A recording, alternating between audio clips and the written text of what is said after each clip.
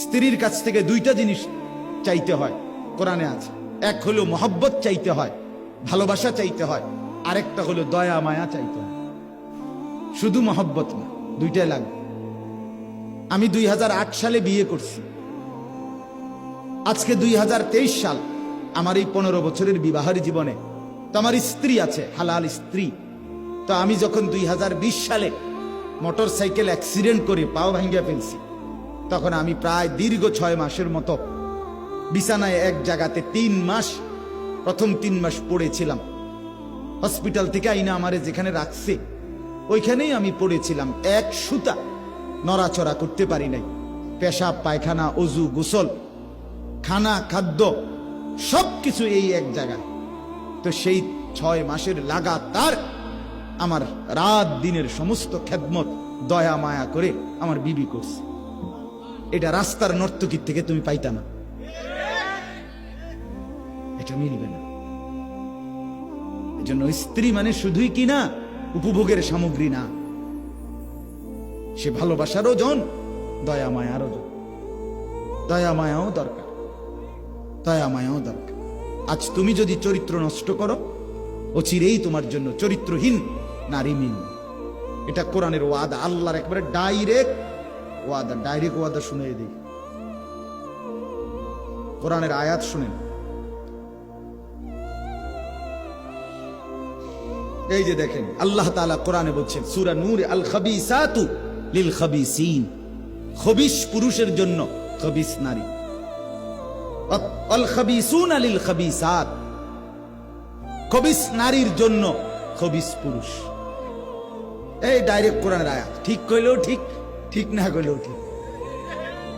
বুঝেন না, এটা কোরআনের আয়াত না, এটা ঠিক কইলেও কি ঠিক, ঠিক না কইলেও কি। এই যে আত-তাইয়্যিবাতু লিত-তাইয়্যিবিন আত-তাইয়্যিবুনা লিত-তাইয়্যিবাত। রব্বুল আলামিন বলেন, আর পবিত্র পুরুষের জন্য পবিত্র নারী, পবিত্র নারীর জন্য পবিত্র পুরুষ। হ্যাঁ, টিট পর টেট নাকি, ইট মারলে পাটকেল খেতে হয়। তার মানে আজকে তুমি নষ্ট হইলা, ও চিরেই তুমি নষ্টটাই নিতে এ বেশি দিন লাগতো না। রঙের গুড্ডি কাইটা যাবে, গুড্ডি কাইটা যায় না, এই রঙের গুড্ডি দেখতে দেখতে নাই বন্ধু। এই জন্য নষ্ট হইও না, হায়াত লম্বা। আল্লাহ হায়াত দিলে, আল্লাহ যদি বাঁচায় রাখে 60 বছর, আল্লাহ বাঁচায় রাখলে 70 বছর, ফুর্তি করলা, তামসা করলা, নয়তো 7 বছর, নয়তো 10 বছর যন্ত্রণা ভুগতে হবে, নয়তো 40 বছর দুনিয়াতেই মিয়া। এরপরে আখিরাত, সেটা তো আছে, সেটা তো পরের বিষয়। দুনিয়াতেই যন্ত্রণা ভোগ করতে হবে। আল্লাহ তাআলা আমাদেরকে বুঝার তৌফিক দান করেন। ইসলাম স্পষ্ট, কোরআনের বিধান স্পষ্ট, শরীয়তের বিধান স্পষ্ট। একজন নারী কেমন নারী বিয়ে করবে, একজন পুরুষ ওইখান থেকে শুরু করে সন্তান গঠন সহ পুরা জিন্দেগির সমস্ত দিক নির্দেশনা, সংসারের সবকিছু আলাদা আলাদা করে পার্ট টু পার্ট, আল্লাহর কসম, আল্লাহর নবী বলে গেছে, নবীজি বলে গেছে। একটি স্ত্রী শুধুই কেবল স্ত্রী না, একজন বিবি মানে শুধুই কেবল চিনজিত লইয়া বেডিরে মার্কেটে করুন না। একজন স্ত্রী মানেই শুধু রাত কাটানো না, একজন স্ত্রী মানে একটি প্রজন্ম, একটি সংসার, একটি ফ্যামিলি, একটি বংশ গঠন। এর সাথে অনেক কিছু জড়িত। রাসূলুল্লাহ সাল্লাল্লাহু আলাইহি সাল্লামের হাদিস শুনেন।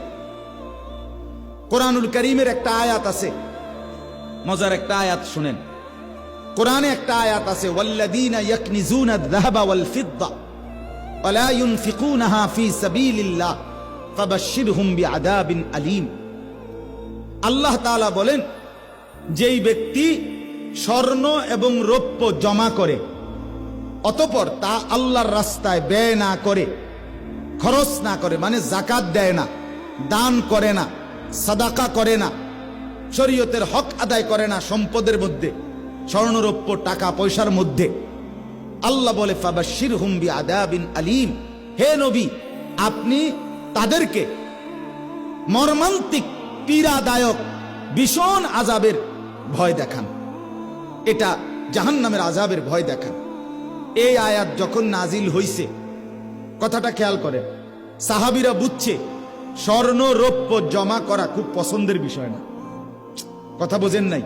কারণ যদি ঠিক মতো আল্লাহর হক আদায় না করতে পারি টাকা পয়সার মধ্যে, তাহলে আযাব ভোগ করতে হবে। তো সাহাবীরা জিজ্ঞেস করছে, ইয়া রাসূলুল্লাহ, আমরা মুসলমান জমা রাখতে পারি, সংগ্রহ করতে পারি, এরকম নিজের জীবনে অর্জন করতে পারি, এরকম শ্রেষ্ঠ নিয়ামত কি? আমনে কদ্দুর কম। রাসূলুল্লাহ সাল্লাল্লাহু আলাইহি ওয়াসাল্লাম বলছে 3 জিনিস। কয় জিনিস? 1 নাম্বার লিসানুন যাকির। নবীজি বলছেন যেই জিহ্বা সর্বদা আল্লাহর জিকির করে, এমন জিহ্বা যার অর্জন হয়, এটা ওই মুমিনের শ্রেষ্ঠ অর্জন। 2 কলবুন শাকির, যে ব্যক্তির অন্তর সবসময় আল্লাহ তাআলার প্রতি খুশি, কৃতজ্ঞ, আল্লাহর ফয়সালা, সুখে থাকি দুঃখে থাকি, কখনো পাইলাম কখনো পাইলাম না, কখনো আনন্দ কখনো বেদনা, কখনো হাসি কখনো কান্না, এই মিলাইয়া আল্লাহর ফয়সালার উপরে সর্বাবস্থায় যে দিলে দিলে খুশি, কৃতজ্ঞ, আল্লাহর নবী বলেন এটা শ্রেষ্ঠ সম্পদ। আর 3 নাম্বার ওয়া যাওজাতুম মুমিনা তুঈনুহু আলা ঈমানিহি আই দীনিহি। 3 নাম্বার হলো, রাসূল বলেন তৃতীয় কোন মানুষের শ্রেষ্ঠ সম্পদ একজন মুমিনা নেককার স্ত্রী, যে তাকে দ্বীনের কাজে, ঈমানের কাজে সহযোগিতা করে। একজন পবিত্র স্ত্রী, নেককার নারী শ্রেষ্ঠ সম্পদ, শ্রেষ্ঠ সম্পদ, শ্রেষ্ঠ পুঁজি। আজকে ছেলেরা বাপ, তোমাদেরকে বলি দোস্ত, আল্লাহ তাআলা কোরআনে বলছে লা তানকিহুল মুশরিকাত হাত্তা ইউমিননা ওয়ালা আমাতুম মুমিনাতুন খায়রুম মিন মুশরিকা ওয়ালাউ আ'জাবাতকুম। আল্লাহ কোরআনে বলে কোন মুশরিক, কোন পাপী, কোন নাফরমান, কোন বেহায়া নারীকে বিবাহ করো না। হাত্তা ইউমিননা, যতক্ষণ না সে পূর্ণ ঈমানের দিকে ফিরে না আসে। আল্লাহ কোরআনে বলেন ওয়ালা আমাতুম মুমিনাতুন খায়রুম মিন মুশরিকা, একজন নেককার মুমিনা চরিত্রবান পবিত্রা দাসীও স্বাধীন বিত্তশালী একবারে সম্পদশালী সুন্দর চেহারার মুশরিক নাফরমান পাপী নারীর চাইতে উত্তম। ওয়ালাউ আ'জাবাতকুম, বেশরম মুশরিক নাফরমান নারী যত আকর্ষণীয় হোক না কেন, তার চাইতে একজন নেককার, কালো হোক, কুৎসিত হোক, দাসী হোক, সে আল্লাহর কাছে দামি। কোরআনের আয়াত।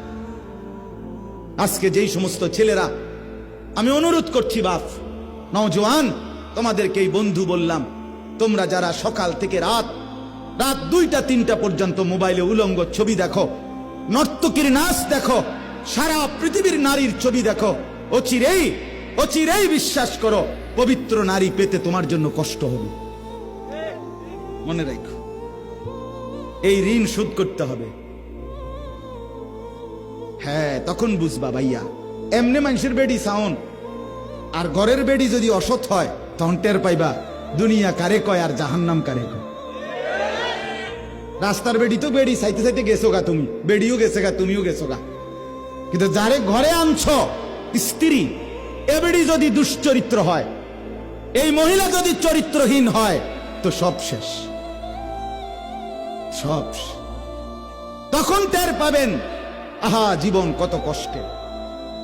যার স্ত্রী অসৎ, যার স্ত্রী অসৎ, যার বউ অসৎ, তার জীবন আর জাহান্নামের টুকরা ছাড়া আর কিছু। আমি আমার এই ছোট্ট জীবনে অগণিত পুরুষকে, অগণিত যুবক আমি দেখছি, যারা আমার সাথে এরকম হাজারো অবস্থা বলছে যে আহা 3 বছরের প্রেম, 5 বছরের প্রেম, হ্যাঁ লম্বা সময়, এরপরে বিয়ে করছে 8 মাস, 2 মাস, 1 বছর, 1.5 বছরের ভিতরে বিবাহের পরের জিন্দেগিটা জাহান্নামের টুকরা হয়ে গেছে। এজন্য অনেক ছেলে তোমরা দাঁড়িয়ে বসে, তোমাদের কাছে অনুরোধ করছি, আখেরাত তো আছেই বন্ধু, দুনিয়াটাকেও জাহান্নাম বানাইও না। রাস্তার মেয়ের সাথে সম্পর্ক গড়ো না, বেপর্দা মেয়ের সাথে বিবাহ বহির্ভূত যে তোমার সাথে সম্পর্ক করছে, সে বিবাহের পরে আরেকজনের সাথেও সম্পর্ক করবে। এ তোমারে কষ্ট দিবে দোস্ত বন্ধু। কোরআনুল কারীমের মধ্যে আছে, আল্লাহ বলেন, আমি যাকে পবিত্র স্ত্রী দেই, সেই স্ত্রীর মাধ্যমে আমি তাকে ওয়াজআলা বাইনাকুম মাওয়াদ্দাতাম ওয়া রাহমা, আমি তার জন্য ভালোবাসা এবং দয়া মায়া উভয়টাই দেই। আমি লম্বা করলাম এই প্রসঙ্গটা, এতক্ষণ ধরে বলার উদ্দেশ্য এই কথাটাই বুঝানো, তোমরা অনেক ছেলে বাপ, তোমাদের জিন্দেগি যদি সুন্দর হয় তোমারই ভালো। আমি তোমার জন্য আটকায় যাব না, তুমি আমার জন্য আটকায় যাবা না, এটাই সহজ। আমার বয়ানের পরে আমি আমার পথে চলে যাব, তুমি তোমার পথে চলে যাবা, কেউ কারো জন্য আটকায় না। কিন্তু তোমার নিজের জীবন যদি আটকায়া যায় নিজের কাছে, তাহলে তো তুমি কষ্ট পাই। আপনজন বড় অভাব। আজকে যদি ধরে ধরে আমাদের সন্তানদেরকে না ফিরাই, তোমরা যদি না ফিরে আসো, তোমরা যদি নিজেকে সুন্দর না বানাও, খোদার কসম নিজেও কষ্ট পাবে। আর যুবকরা যদি ফিরে না আসে, ইসলামের বিজয় আসবে কোত্থেকে? দ্বীনের বিজয় আসবে কোত্থেকে বন্ধু? এজন্য আজকে আমরা নওজোয়ানদের বড় বেশি পরিবর্তন চাই, বড় পরিবর্তন চাই, বড় বেশি চাই। মুসলমানের ছেলেরা যদি নামাজি হয়, আরে বিশ্বাস করেন না, আমার একটা ব্যক্তিগত কথা আছে, এটা আমার হৃদয়ের কথা, আমার আবেগের সবটুকু দিয়ে আমি বলতে চাই, মুসলমানের যুবকরা যদি শুধু দুইটা জিনিস করে, একটা জিনিস হলো নিজের মাথার চুল চতুর্দিক থেকে সমানভাবে কাইটা চেহারা সুরত যদি মুসলমানের মতো বানায়, আর 5 ওয়াক্ত নামাজ, বিশেষ করে ফজরের নামাজ যদি মুসলমানের যুবকরা পড়তে শুরু করে মসজিদে গিয়ে, আর চেহারা সুরত আর চুলটা ঠিক করে, আল্লাহর কসম গোটা পৃথিবীর কাফের আর বেঈমান বুঝবে মুসলমানের যুবকরা নড়ে চড়ে বসছে। এরা বুঝবে মুসলমানের সবচেয়ে বড় সম্পদ যুবক, তারা ইসলাম নিয়ে ভাবতেছে, আগামী দিন নিয়ে ভাবতেছে। ইনশাআল্লাহ এই যুবকদের দ্বারাই মাহাদির পক্ষে এরা লড়বে, দাজ্জালের বিরুদ্ধে লড়াই করবে।